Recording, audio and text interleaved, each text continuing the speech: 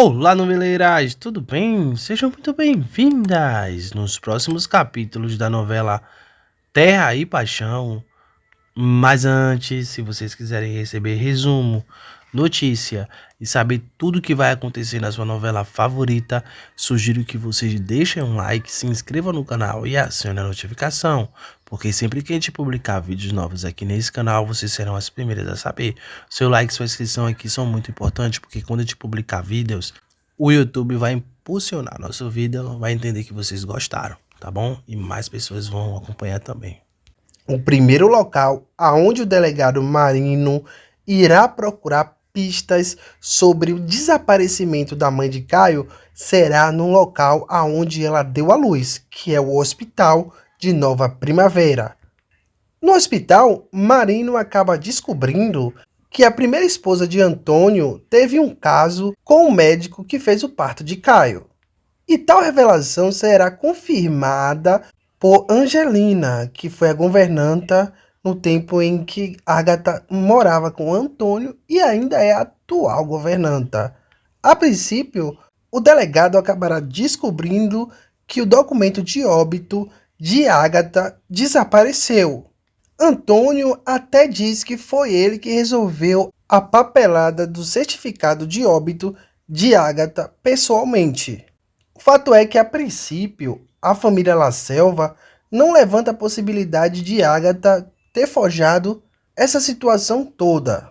Tanto Caio como também Antônio fica levantando a possibilidade de alguém ter desaparecido com os restos mortais de Agatha e também ter desaparecido com o documento de óbito de Agatha.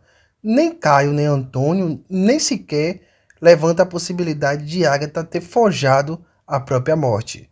Quem começa a levantar essa possibilidade é alguém de fora, que é o delegado, que está tendo uma visão, digamos assim, imparcial, sem aquele olhar amoroso, porque Agatha sempre foi tida por Antônio como uma mulher exemplar.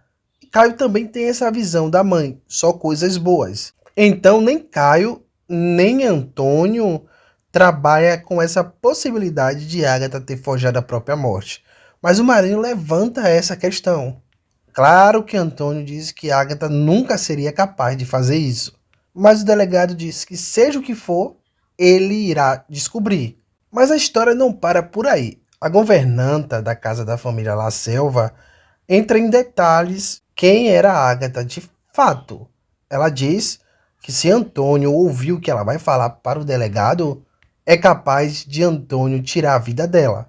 Angelina deixa claro para o delegado Marino que Agatha não era flor que se cheire e que ela tinha costume de trair Antônio. O delegado revela para Angelina que quando Agatha foi tida como morta e foi enterrada, esse tal médico que fez o parto de Caio desapareceu. E aí Angelina levanta essa possibilidade de Agatha ter fugido com esse médico e esse médico sumir com a papelada de óbito de Agatha, tirando qualquer possibilidade de alguém levantar que Agatha não morreu e sim fugiu. Só que a primeira esposa de Antônio não contava que futuramente o seu filho Caio iria abrir o caixão dela e futuramente ia saber que não tinha nada ali dentro.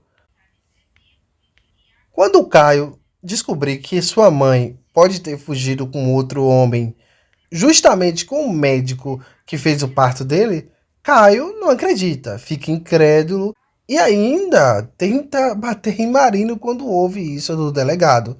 Caio não acredita em nada.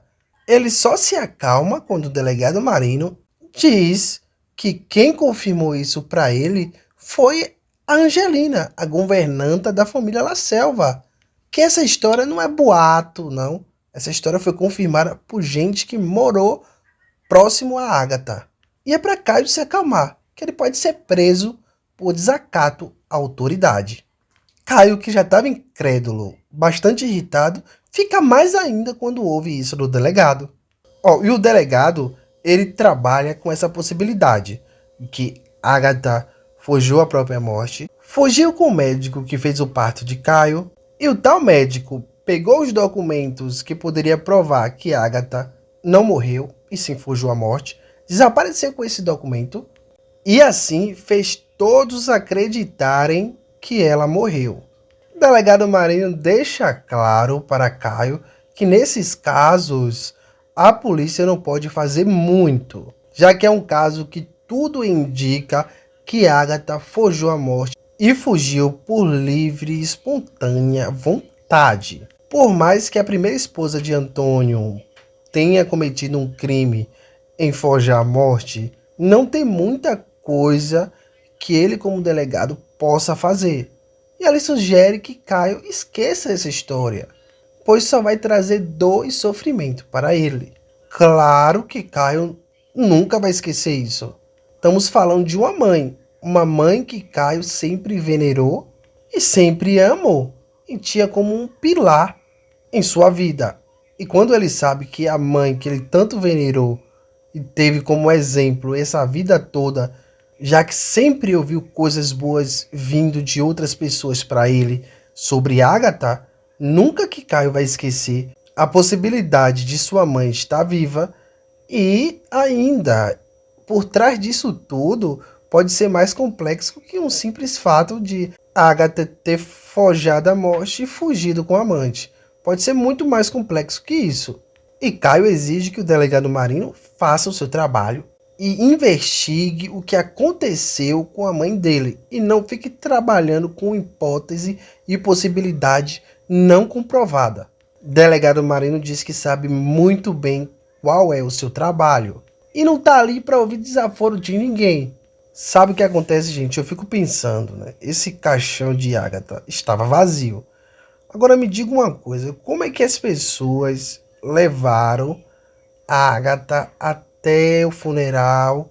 Porque tem um velório, né? Aí as pessoas vão indo e vai até o funeral. Tem isso também. Esses casos assim, de cidade interior é justamente assim. Bota ali o caixão de um carro e todo mundo vai indo atrás, tal, e chega lá num cemitério, todo mundo vela o corpo e enterra. Bom, até mesmo se não tivesse isso, tem um momento que as pessoas pegam o caixão, levanta, coloca ali debaixo da terra, depois joga a terra em cima do caixão e enterra o corpo. Normalmente é assim, né?